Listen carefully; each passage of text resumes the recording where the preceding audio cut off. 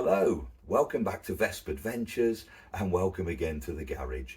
Going to do a short video filmed in two parts with probably a couple of weeks separation between them, as I've got to take a scooter over to Reed Speeds for Jerome to stick it on the dyno and give it a little bit of a tweak. But what I was going to do this morning, while I have the opportunity, is to wheel a couple of the older scooters we have here out and compare them side by side so we can have a look at the evolution of the classic geared Vespa into the most modern PX that they ever made. So let's wheel them out and take a look.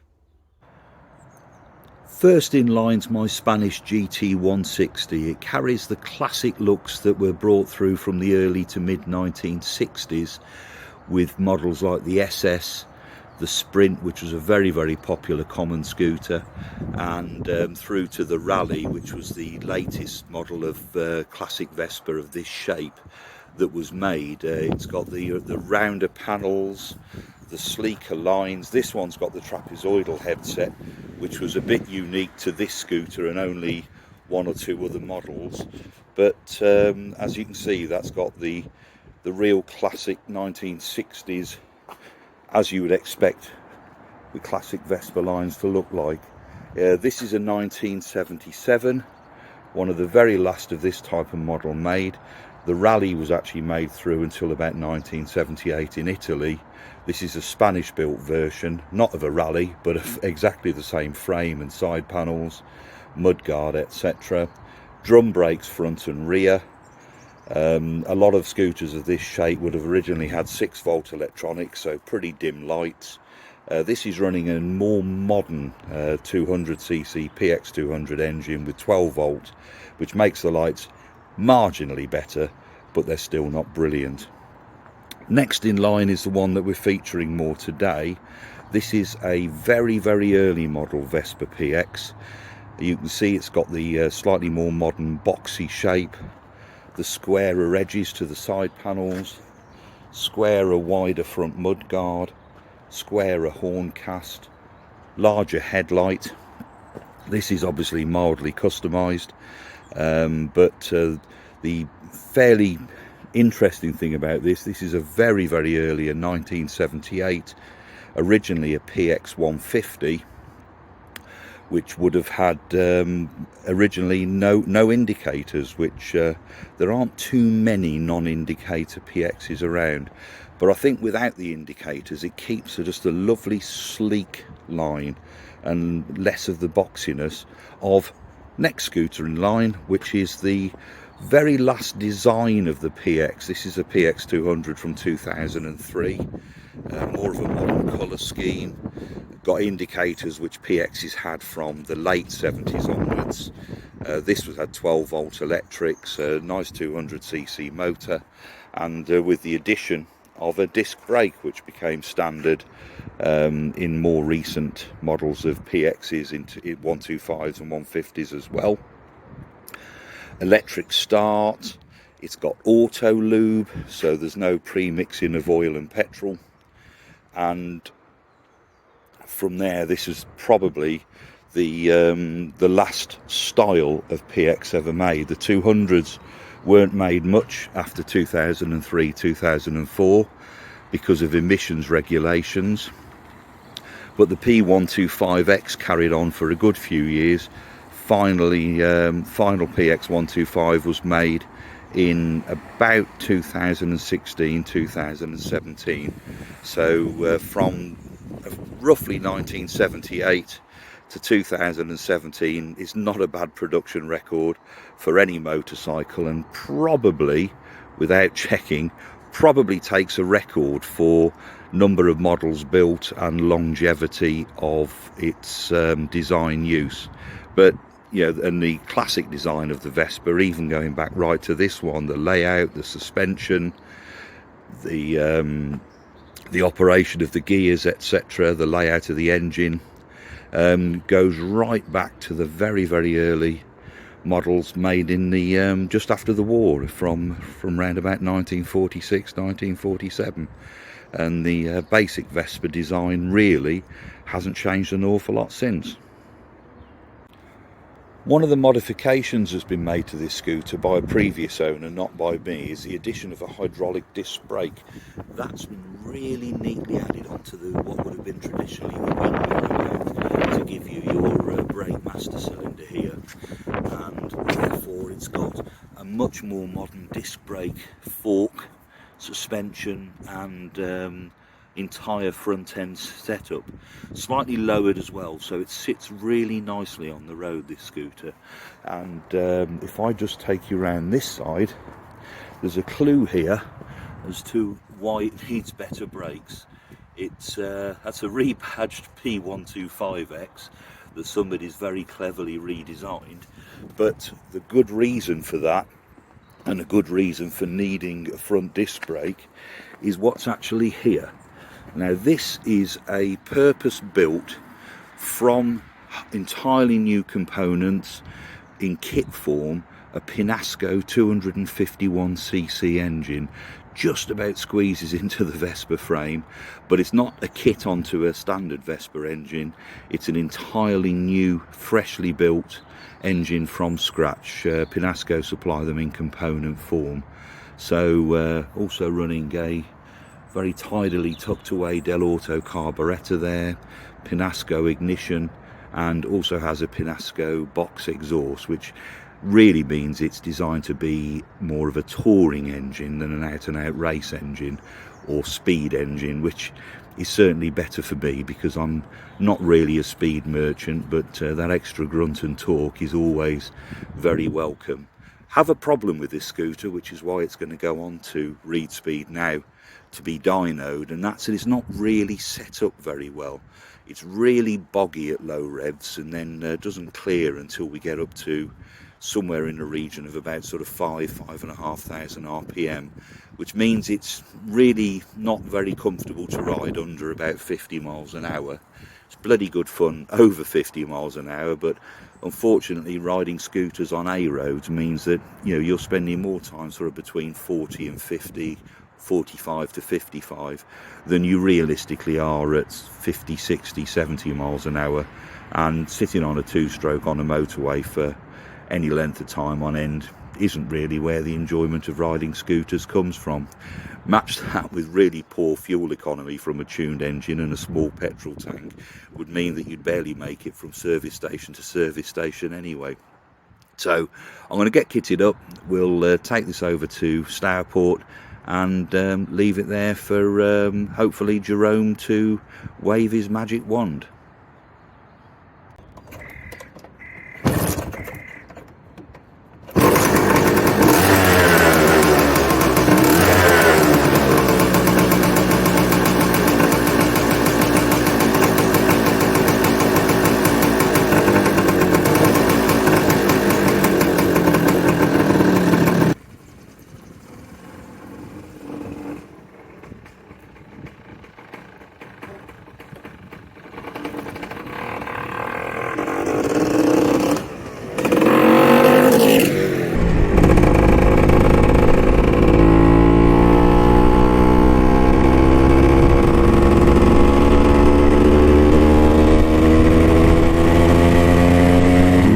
Taking a bit of time to clear the engine, especially at lower revs. 4,300 and it's still spluttering and farting. Like being in an old folks home, and you lose all the performance as well, no acceleration really, until you sort of crack the tap fully open, which makes it quite difficult to ride, particularly in modern conditions. Also have to remember I've got no bloody indicators. Let me go, thank you. Missing like nothing. Terrible. But still sounds lovely and crisp. It's got like a motocross type ring to the engine, but being a 250cc single cylinder two-stroke, it especially with a performance carburettor as well, so you get a nice bit of induction noise. But low revs it's quite tame. It's just like riding a fairly standard low powered scooter. ideal example that it's just got no pickup at all, because it's just misfiring.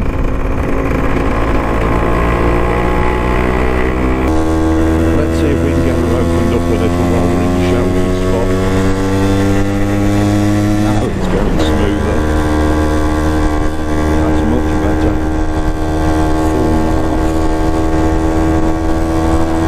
4.5,000 RPM. And she's starting to clear up nicely.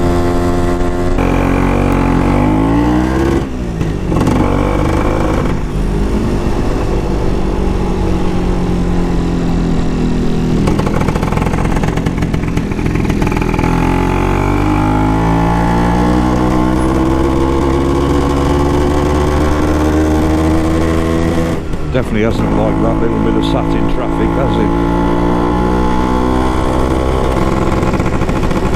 Keeping at any sensible revs below 30 miles an hour is quite a challenge. It's off to the speed camera up here.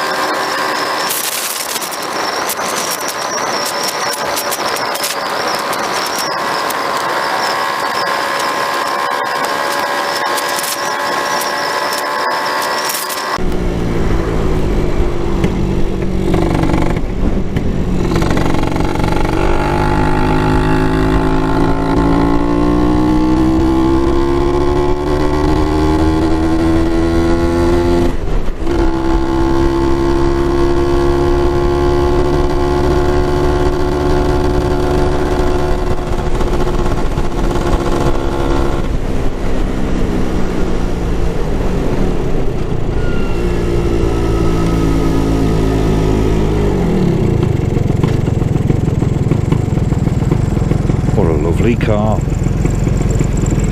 calm and gear.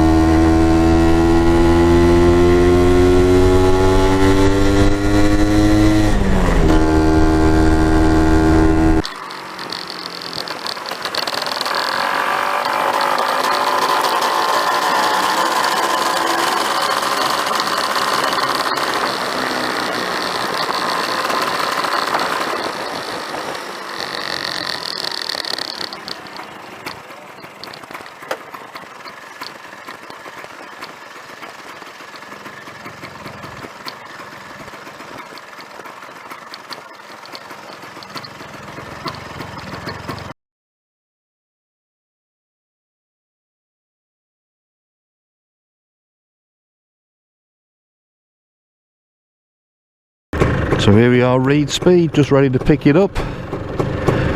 Nice chat with Jerome. Hoping this is a smoother ride home, but first, as ever with this scooter, it's petrol time.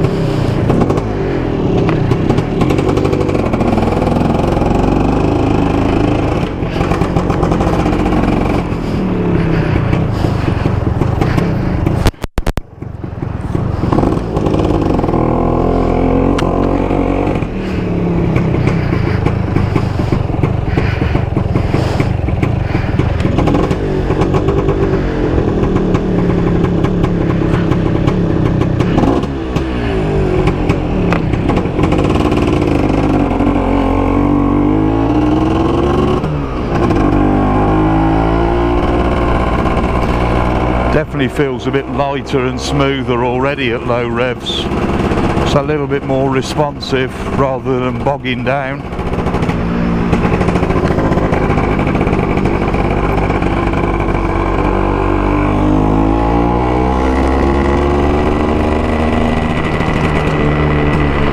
Fuel time.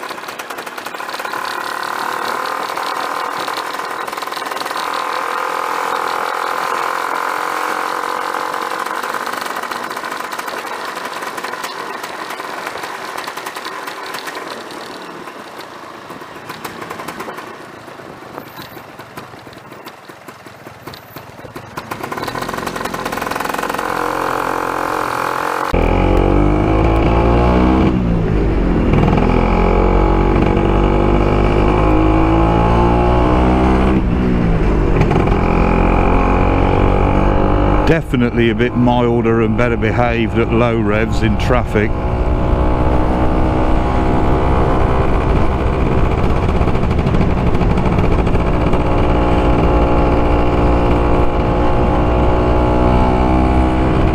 Also feels like there's plenty on tap there as well.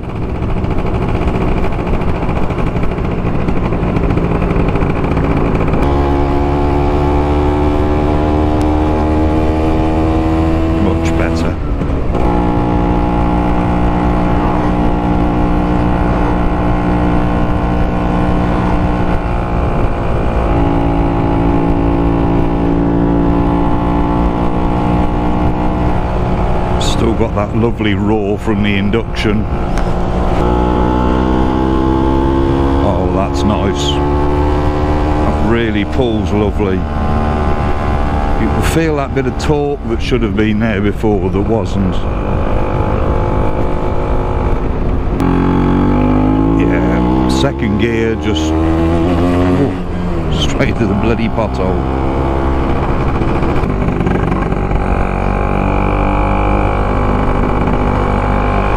Lucky horseshoe, anybody? These lower speed limits, this is lovely, calm, easy to ride, which is exactly what you really need. It's nice to have something that has the peak performance, but you know, you're hardly ever going to use it. And something that's rideable and pleasurable, it's so much nicer.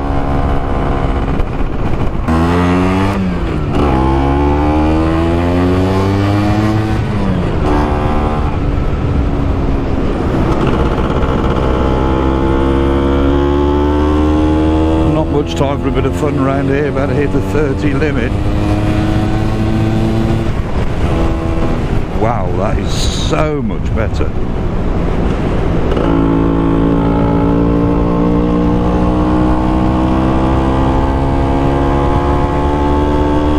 It's pulling smoothly in fourth as well. Don't want to spend too much time with throttle closed. Need to get some fuel and oil into that head, but wow, what a difference.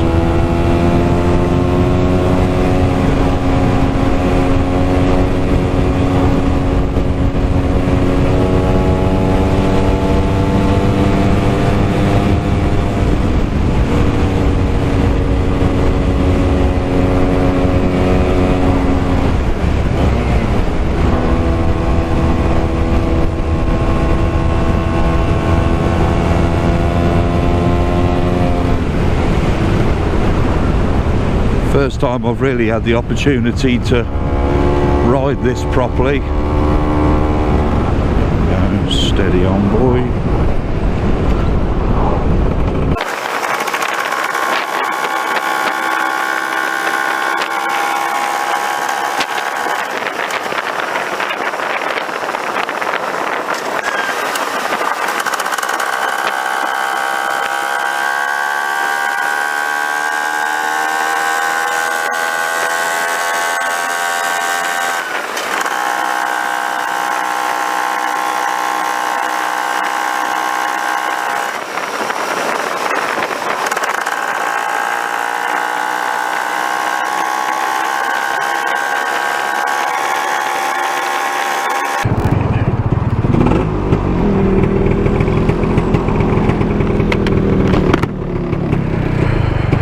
Road's nice and dry again, a little bit of traffic, so I suppose it's a good test of how well behaved it is at lower revs and how practical it is to ride.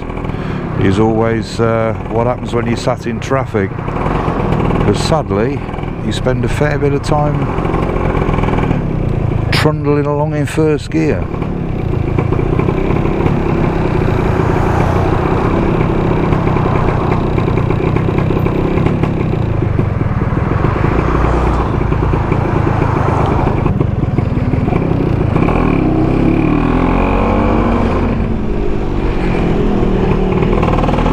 Previously I'd have had to keep nipping the clutch in just to get the revs up to move, so this is a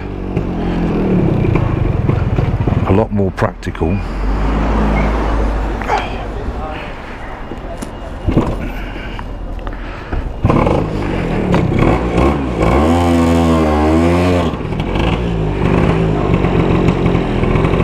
He says, and then goes and stalls it. Lets it die.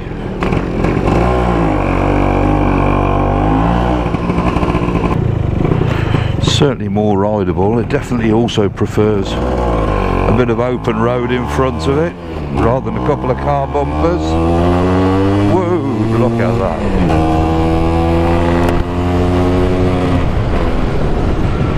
That's the Tiger.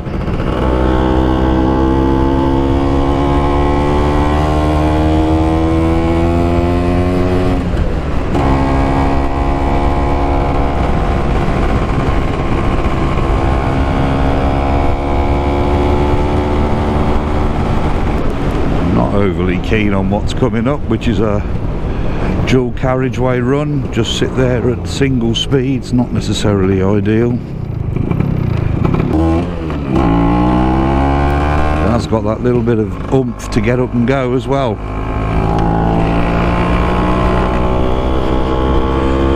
which, despite it being a tuned scooter, also makes it quite practical.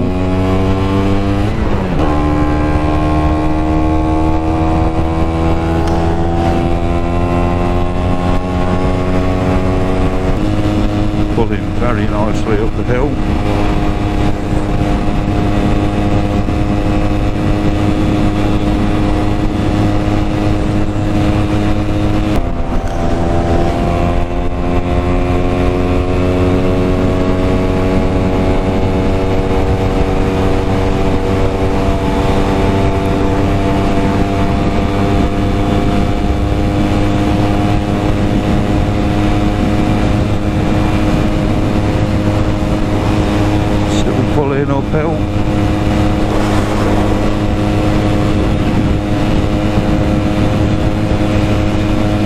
very nicely.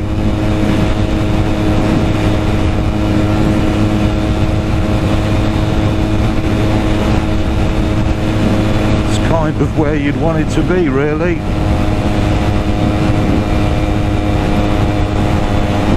Comfortable at mid-60s, but rideable at 20.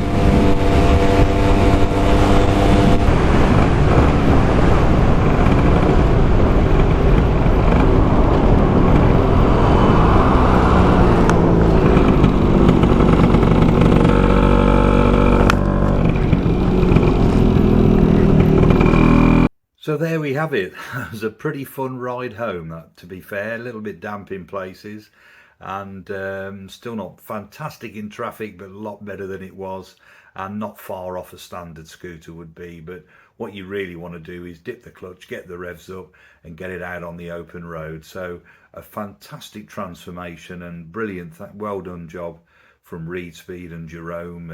I had to wait a couple of weeks for it to be done because he's been away, but it was certainly well worth the wait, well worth the investment of getting a scooter dynoed. I'd recommend it to anybody who's got anything that's even mildly tuned or not running quite right.